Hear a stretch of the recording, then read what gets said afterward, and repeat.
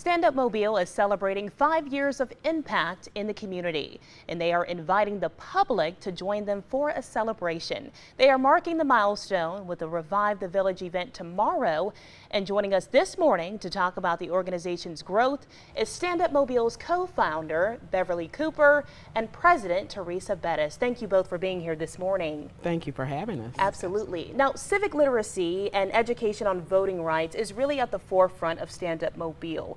Let's talk about what this 5 years has meant to both of you.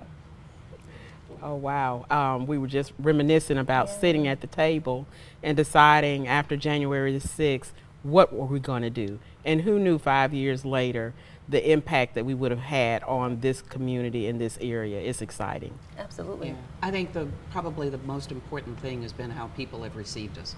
We have worked with and been received by so many, not only communities and organizations, but we've also had we believe, a major impact in some of the major decisions that have been made over these past 5 years. I know Stand Up Mobile had a wonderful coalition of community partners when we were concerned about exactly how redistricting was going to affect the city, and especially those communities that we are so seldom heard from.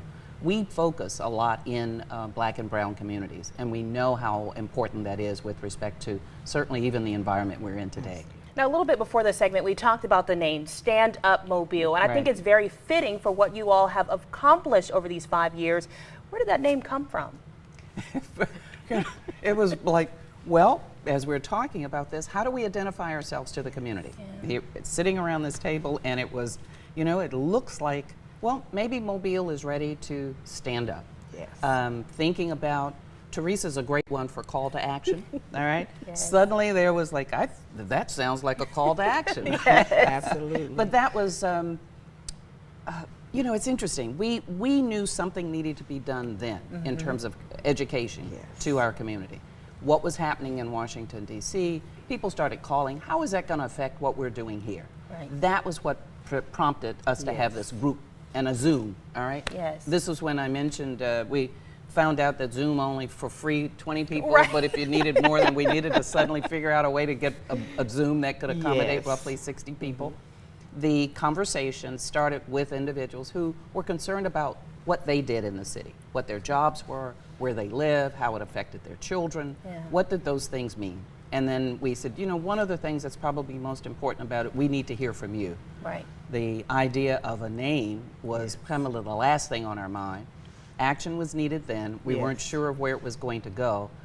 You know, we're excited about 5 years because we're still here. Absolutely. Working, doing lots of things in the community, generating coalitions with community partners, even ones that most people have never heard of. I mean, there's some small organizations. I'm always a fan of a small organization called Vivian's Door. It works primarily in business development. They have done such a great job of having once a month community conversations in a variety of areas. Absolutely. Health, work, business, you know, a variety of, and bringing in individuals to talk about those subjects. Well, you all have certainly done that work that we needed to see. Now, the celebration is happening tomorrow. I believe the reception starts at 4:30, but the program starts at 5:30. That's correct. Where is it happening? We're at the historic Central High School Auditorium. The school is now the Pathway School with Mobile County Public Schools. They've decided to reopen the auditorium there that had been such a key piece of that community, of our community. And we're going to be the first group that goes in there with a public event, and we're excited about that. So being on Martin Luther King Avenue in the Central Auditorium, lots of Central alumni around, so that's going to be a great place for us. Thank you so much. We're even more excited about our speaker. Absolutely. Well, thank you both so much for joining us. Don't forget, join them tomorrow to celebrate their 5th year anniversary. Starts at 5:30. Ladies, congratulations. Thank you. We'll be right back with more.